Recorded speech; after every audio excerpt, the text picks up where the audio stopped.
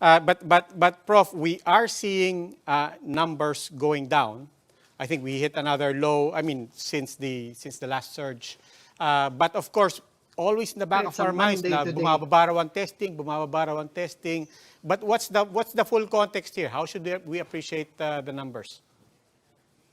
Well, naman, Robbie, we're always transparent with the data. And what we're seeing is a definite downward trend. We have been seeing this since nung September 11 pa. Actually, around September, I believe September 16 or something like that. Sinabi na natin, we may have peaked. And just to contextualize, the reason we can't declare that the peak came already at that time was hindi natin alam, baka tumaas pa. I mean, the data is medyo erratic. Sometimes, like yesterday, 12,000, today, 8,000. So may mga backlog kasi sa data, and that makes it a little bit more erratic. And that's why we have to look at the trends. And right now, after weeks of decline, we can say naman talaga that the cases are decreasing.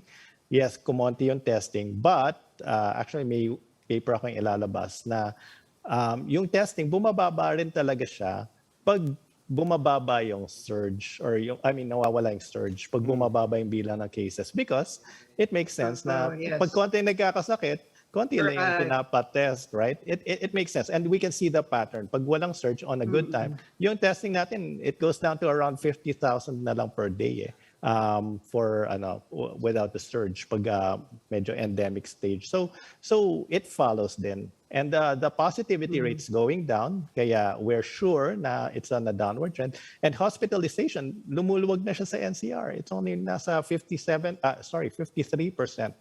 Hindi naman luluwag yung hospitalization kung marami pa rin cases kahit hindi natetest. Right. Because nagbumabagal na yung transmission, syempre pinupush na ngayon ng mga businessmen na mag-ease na to alert level 3 or even 2.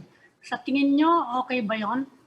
Kasi even some officials of the Department of Health, they're worried about easing kasi baka daw na-confuse yung mga tao sa mga findings, no?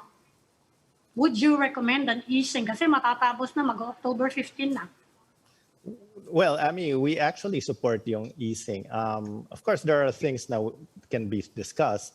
Maybe hindi pa tayo ready for, large social gatherings of mixed vaccinated and unvaccinated. Pero if we can work out the details, we actually support yung easing. I mean, I think, ako personally, this is just, again, my personal opinion. Baka may magsabing, I'm speaking for some institution. But I think we could already be at level 3 right now.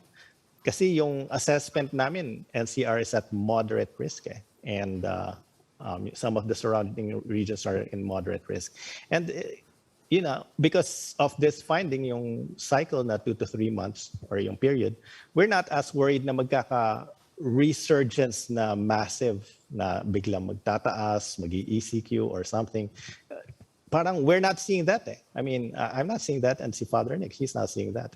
So, tanungin ko din yung question nila, is the downward trend real and what can stop us from having a Merry Christmas 2021? Well, I think what can stop us siguro would be a new variant that we're not seeing yet. But 2 months, I doubt na a new variant. I mean, statistically speaking, it seems unlikely that a new variant will come up within that time unless andyan na siya somewhere pero hindi pa siya masyadong nabibigyan ng media attention.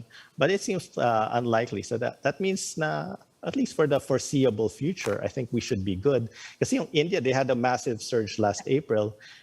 Since then, I mean, almost half a year na, wala pang resurgence. And that's what we're hoping that we'll find. We believe the trend is real. Gana din nakita natin sa other countries. They're all going down. Malaysia, Thailand, yung mga nagka-surge, halos kasabay natin. It's just that Singapore siguro right now having a surge.